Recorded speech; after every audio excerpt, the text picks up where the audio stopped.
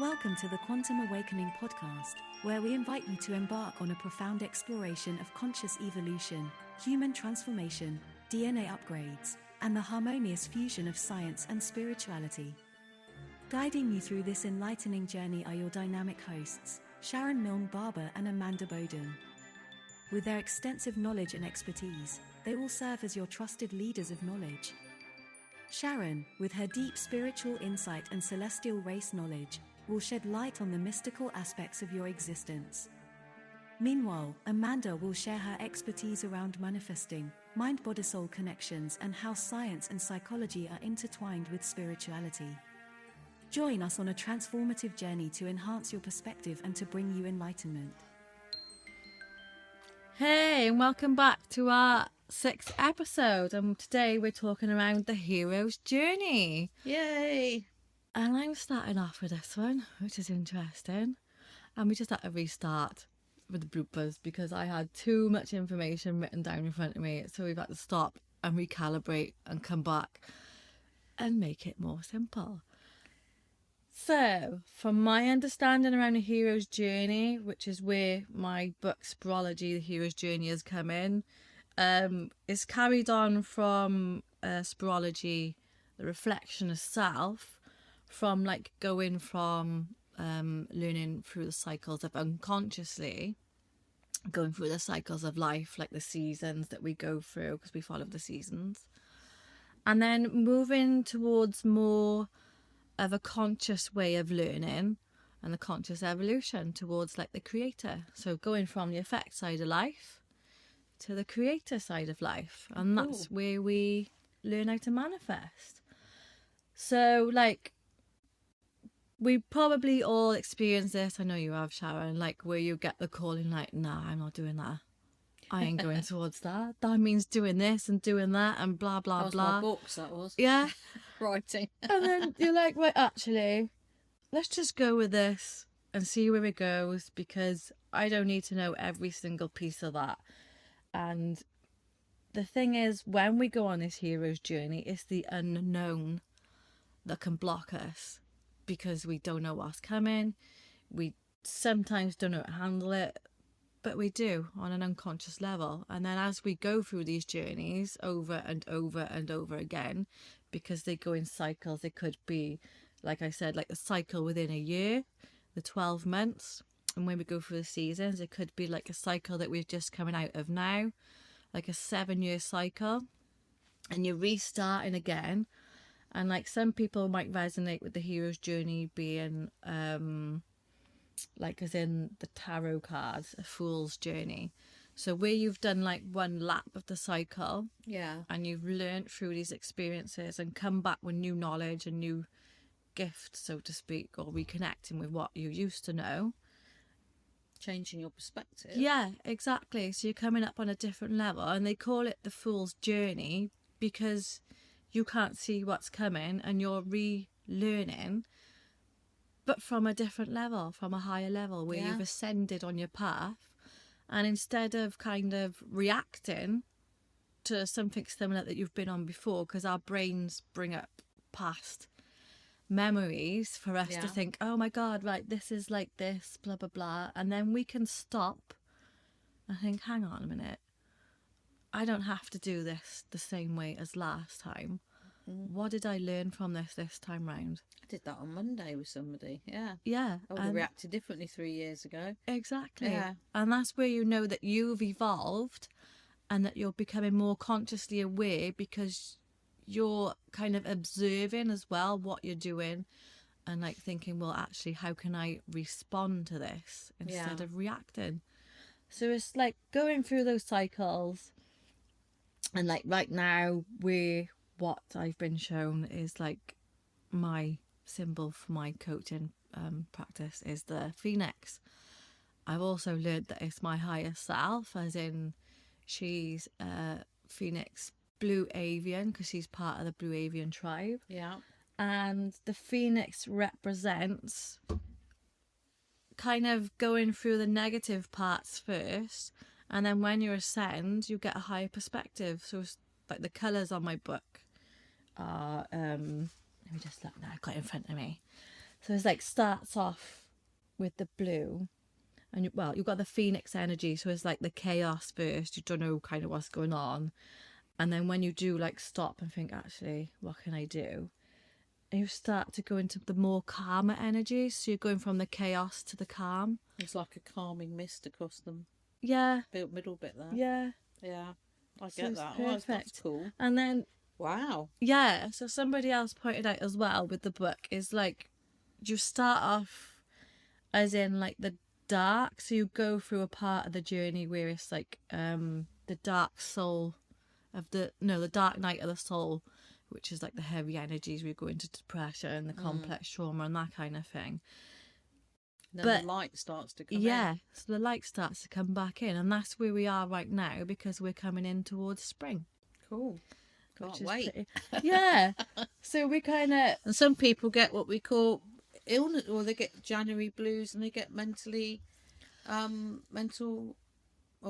it mental illness, but they struggle through the winter months, don't they? Yeah, and that's something that I can resonate with, and many of you probably do, because I know myself a little bit more now, going round in these cycles, to know that come around November, especially going into January and February, I need a project to do to keep my mind on something positive. Yeah. And I'm the same as you. yeah, Keep busy. to remind myself to stay connected to other people, because we've got less daylight in the day. Yeah. Which is why I love the fact that when we come up towards like December the 21st, that's changing, because that's the shortest day of the year is in daylight, and that from there onwards it's starting to draw back out.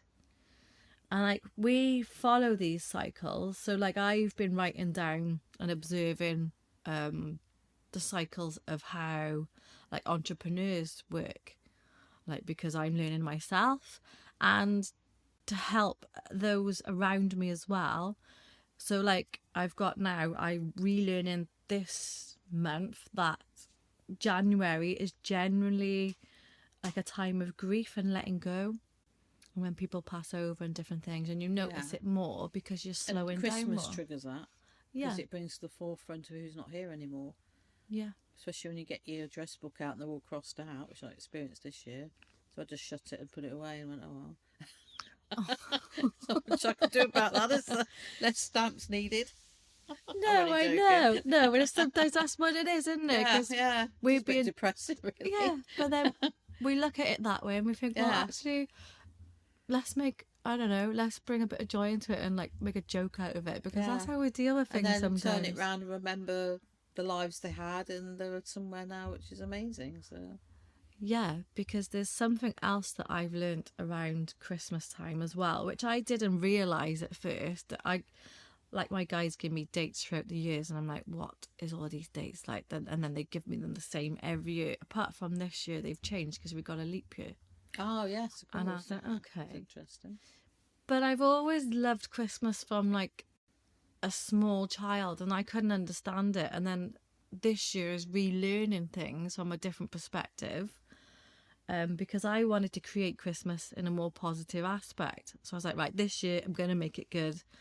I'm going to make it a positive experience for myself, my daughter, and focus on that, because previous years we've had harsh times, and when we go through things like that, the cycles can repeat, and so we get the opportunity to rewrite over them, if you choose to, and make them more positive. So I was like, right, I'm getting golden lights for my tree because I've had issues with my eyes and stuff from screens, so I'm going to start with that, because I love lights on a Christmas tree and different things.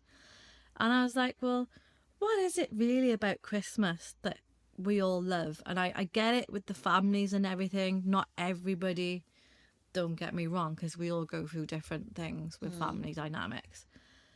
But like, what is it really at the core around Christmas that brings us that joy? And I was like, well, we're giving gifts to each other, which is kind of like the law of attraction. You're giving. Not that we do it to receive, but then when you give someone something, it comes in, maybe not from that person, but somebody else. Yeah. And that's part of manifesting. And so like we were talking about the 12 universal laws in our 5th episode just before this one. There's also the 12 days step up towards Christmas. Yeah. And the 12 days afterwards. And we know that is a pattern that goes throughout history, right? Yeah, my guides have always said that when they observe Earth at Christmas, the parts of the Western world that celebrate Christmas, and obviously not all do, the energies on the Earth really adjust. Yeah. They get higher. And then as they get into the new year, there's a height, and then it drops because people then get disappointed because they don't fulfill their what are they called when you set what you're going to do for the new year? Goals, yeah, or New Year's resolutions. And then they get disappointed with themselves and get into a spiral, and then the energies drop. So the secret is to keep that level going. Yeah, and not like, oh, I need to do this, I need to be a new me. It's like, yeah, we can do that if we want to, but I realise, I don't know if many of you have as well, that you can't just change everything in one day. Literally is one day. It takes years. Yeah. And so, like, just to carry on and ask yourself, maybe, how can I make my life more simpler and more easy, and take pressure off yourself instead and bring more joy in? But there's also the fact that, like, the 12 days after Christmas, it comes up to a pinnacle towards January. Yeah. And I've only learnt this in the last couple of weeks, because my higher self has been teaching me around where she comes from as her origin point. Yeah. As in Sirius, as in the dog sun.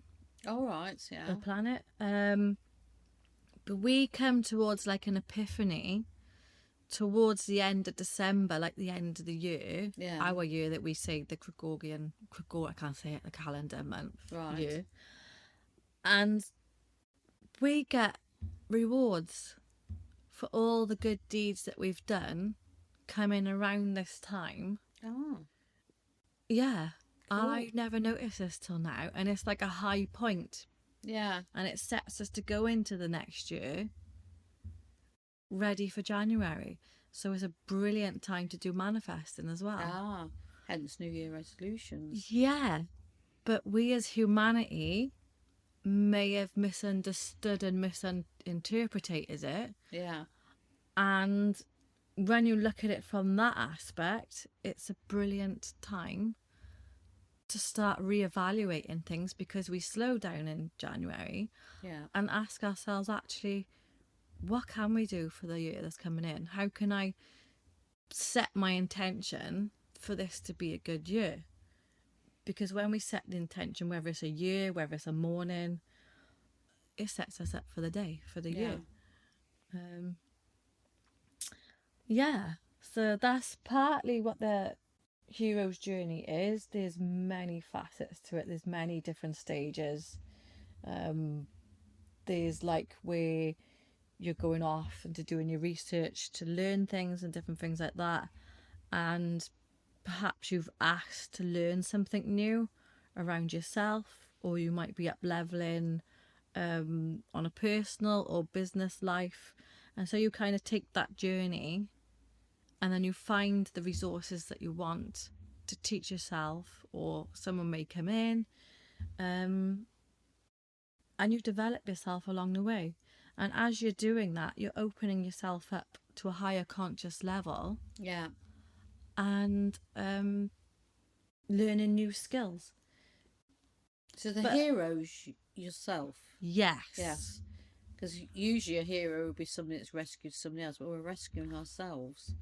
Yes. So we can move spiritually forward and ascend and grow and fulfill our life's purposes. Yeah, exactly. Cool. So essentially what we're doing is we are coming out the effect side of life and going into the creator side. Yeah. So it's like taking more responsibility for yourself, learning, like we said in previous episodes, perception is projection. So like sometimes when we do self-development, we're being mirrored back what needs to be changed within us. Yeah. And that kind of thing. But essentially, when we go through the hero's journey, each time, like I'm learning with manifesting, you come up against different challenges as well as you go back around. Right. And so, like, where that effects side is now, like we were speaking on our 5th episode, yesterday we recorded it, and we was on about depression and things. And then, like, you forget because you're in that state of mind that actually I can manifest. Yeah. So, like, your guide reminded us when we was recording that episode, you can ask and manifest things with that. And that's what we're being taught. Yeah. Is there's a higher level of where we're going, and that's where humanity's going on a whole. And my guys always say, whenever I put anything out, and like my spiritual cards and the celestial cards, there's always the phrase, and it starts with you. Yeah. So if you're sitting there whinging about the world around us, how are you going to make that change? You can go out with a ballad and say, I want more money, you can do this, you can do that. But really, the change starts with you.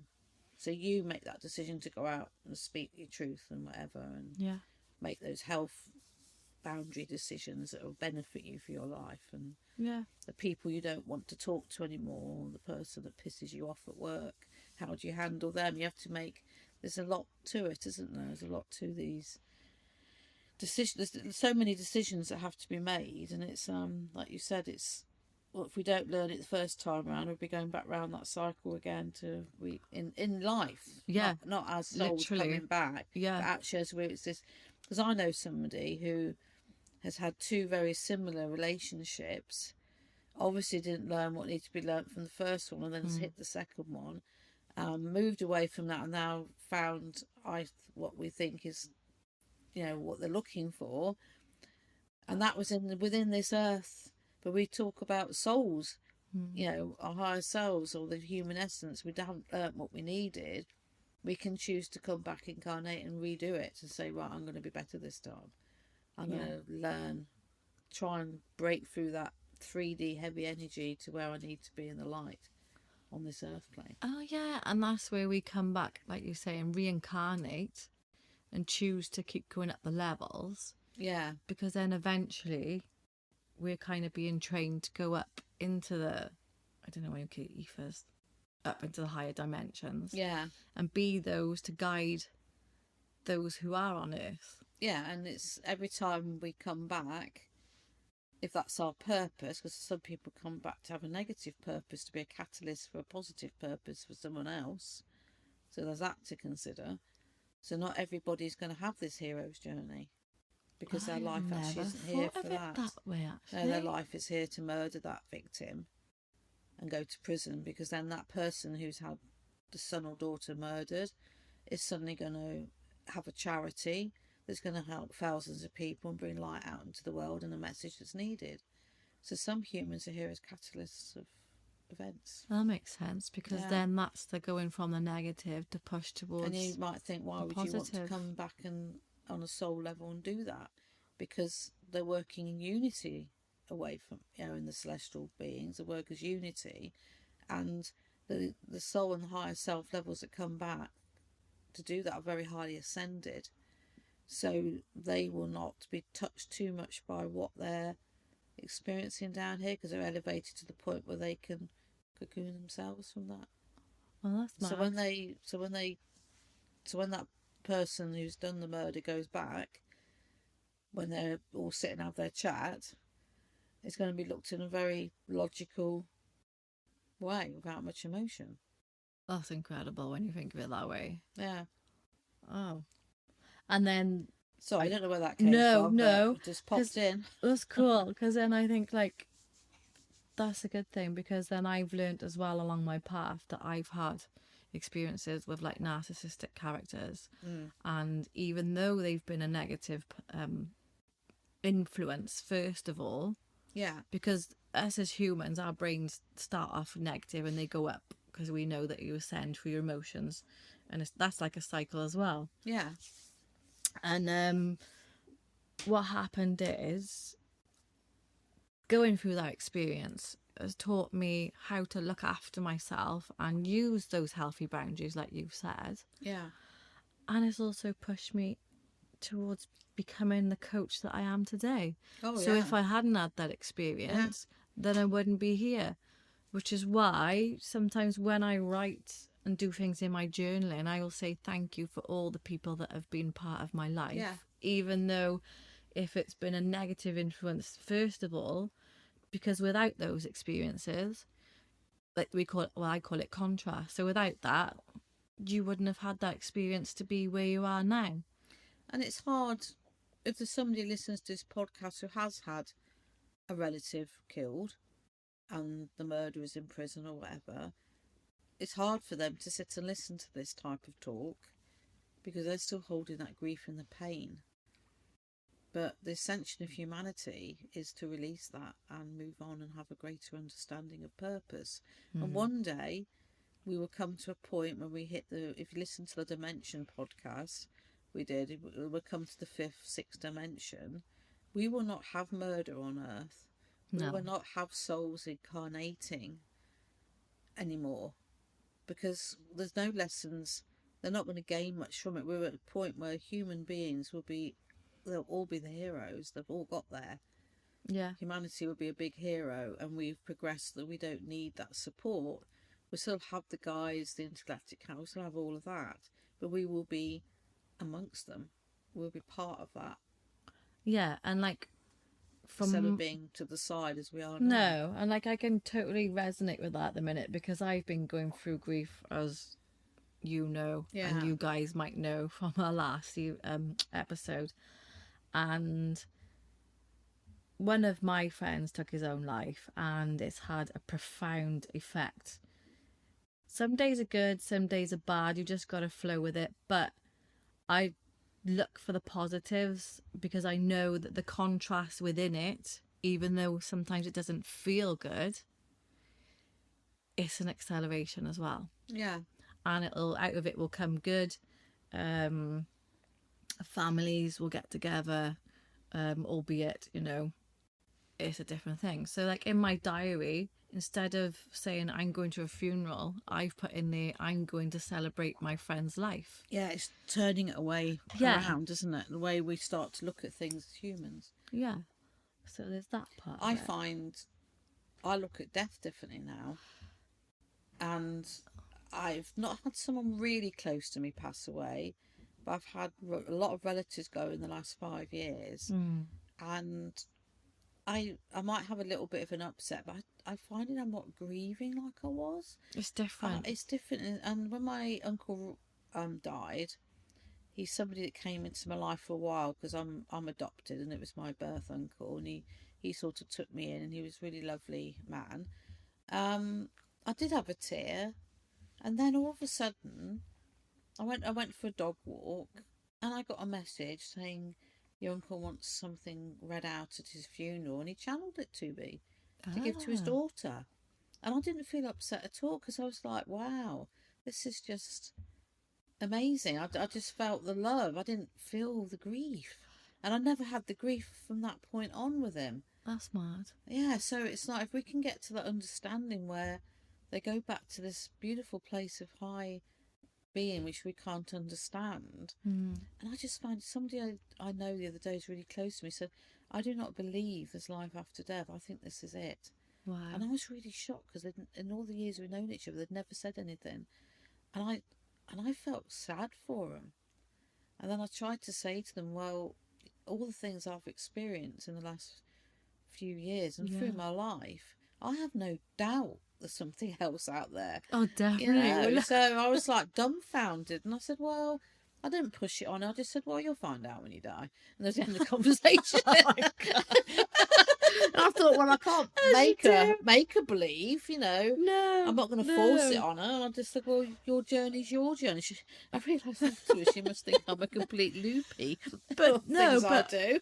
You saying that now out loud, like for me, when I've been going through this process of like, I don't know what to call it because it's different. And like in my head, I feel I don't know what emotion to describe, like guilty or bad for like thinking, well, on some Suicide days. is a very hard energy because there's always, why could I have done something to stop it?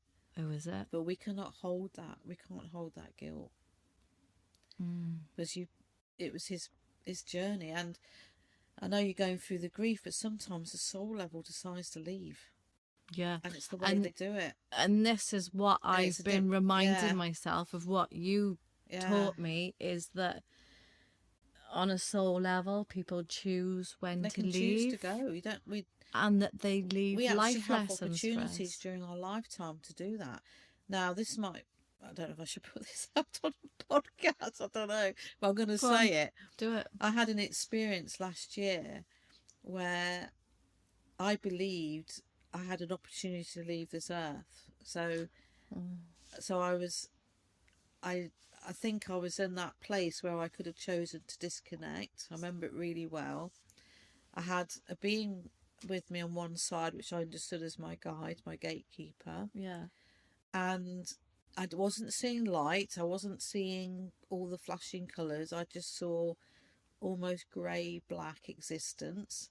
And then I saw not my physical body. It was like an energy.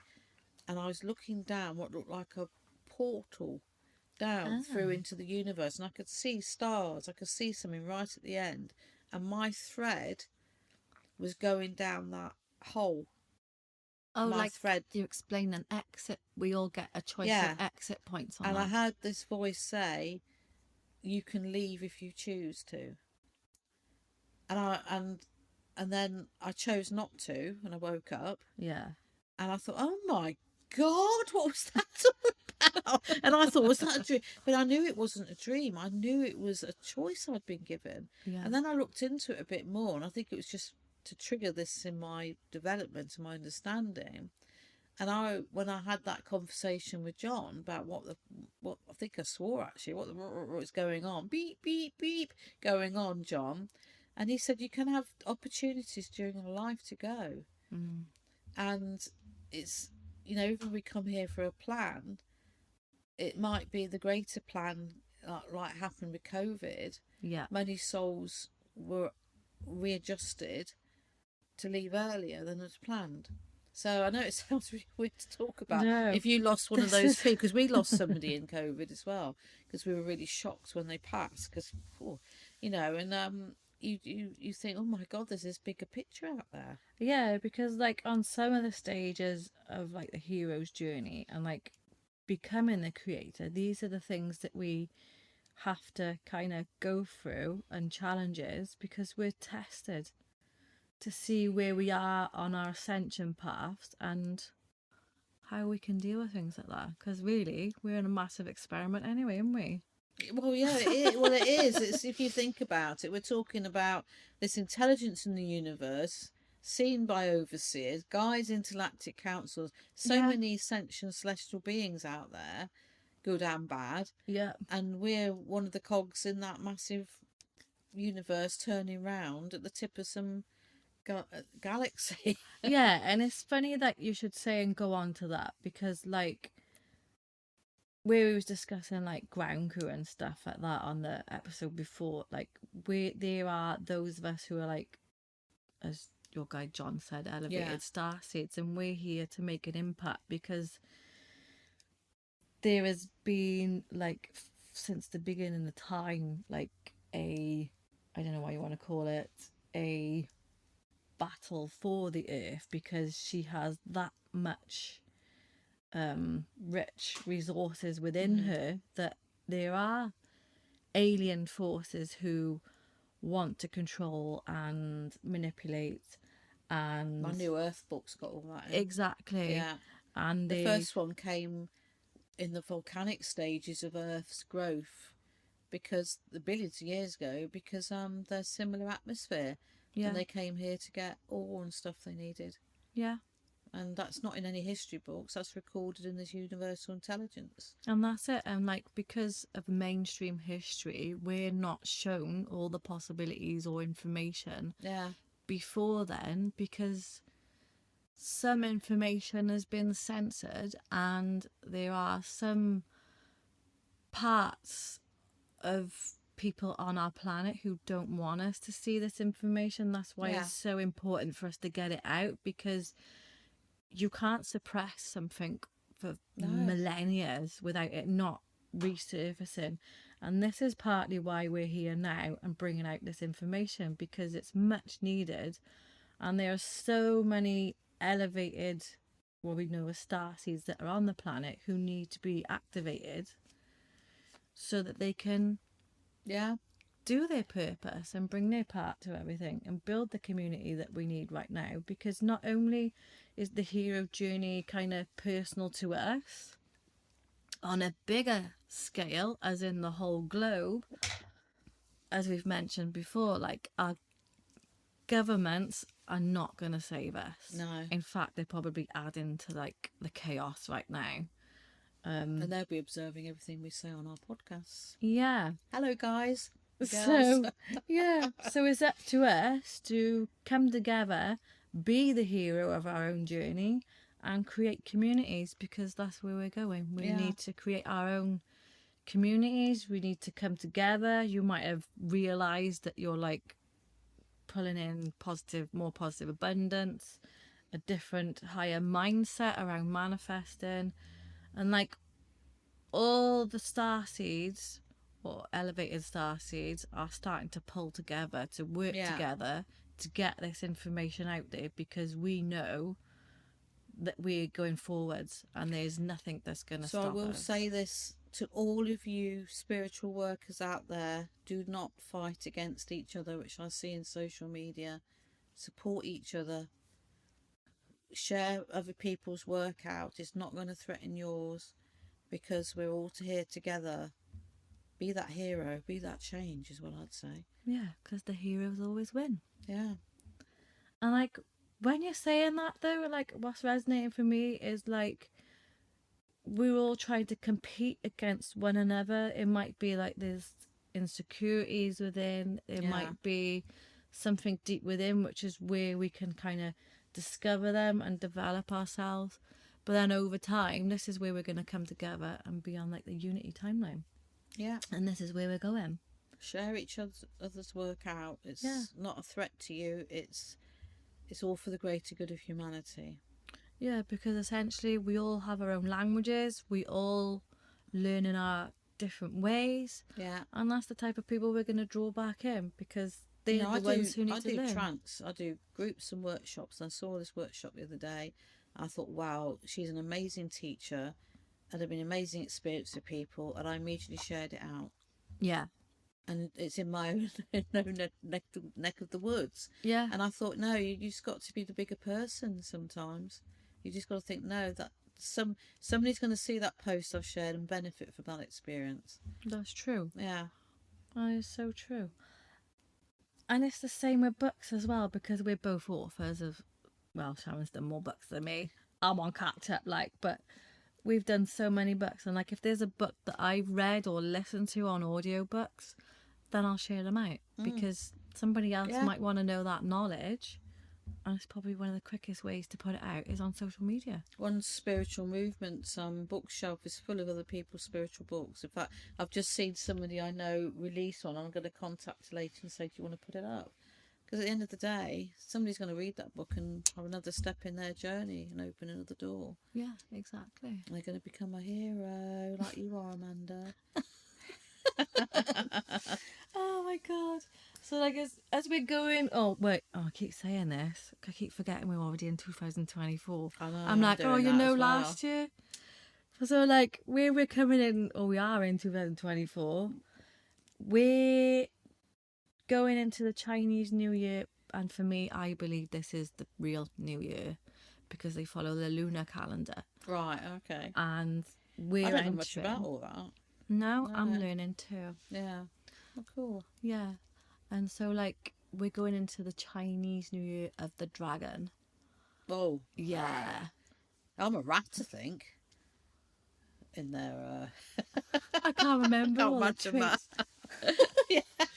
So, like, on the hero's journey, on my piece of paper that I got in front of me, like my book, like, the dragon is bringing in like concentration. Very powerful, aren't they? Dragon energy. Concentration, yeah. I So know two people who's worked with the dragon energy, and it's really one was I knew somebody who was channeling the dragon energy in trance. Oh, they didn't. That energy didn't mince any words. Very strong, direct energy. and if you've noticed, like whilst me and Sharon have been learning, we've been learning to put in new healthy boundaries this year so far Yeah. that are helping us and be more assertive with language and different things. So there's that coming in. There's all different angles. Like confrontation doesn't have to be such a negative experience. It could be that you're learning to stand up for yourself. It could be Yeah. that you're learning to speak your own personal truth. There's many things. So I'm not quite sure where this energy is going to go this year, but it's quite exciting. Yeah, so it's pretty cool. Yeah. Hope you'll grab that. I will say to you all, this is the end of the sixth episode of the second series. We're going to be working on a third a bit later on. We've got a few things we've got to do our personal lives. If you've got any ideas of anything you'd like us to do, then please email us. So you can email Sharon at bengalrose.co.uk or email Amanda or message us. You know, it's the subjects. You know, we've got a lot more we can. Might touch on Atlantis as one. That would be a good one to do, won't it? And Lemuria, because that's Yeah. what we're going towards. Yeah, so we're going to like a be new picking Lemuria. new subjects to do for our next ones. Yes, if you've got anything of interest, like Egypt, I don't know much about Egypt, but I know my guides will give me information to talk about, and you know, anything really. It's just spiritual, your own. I don't know anything. Just ping it over, and if it resonates, we will do a podcast on it. Yeah, so I hope you guys have enjoyed that. And we'll be back soon It will be. with our cuppa and catch up. Thank you, Sharon. Signing out. And Amanda, That's a wrap.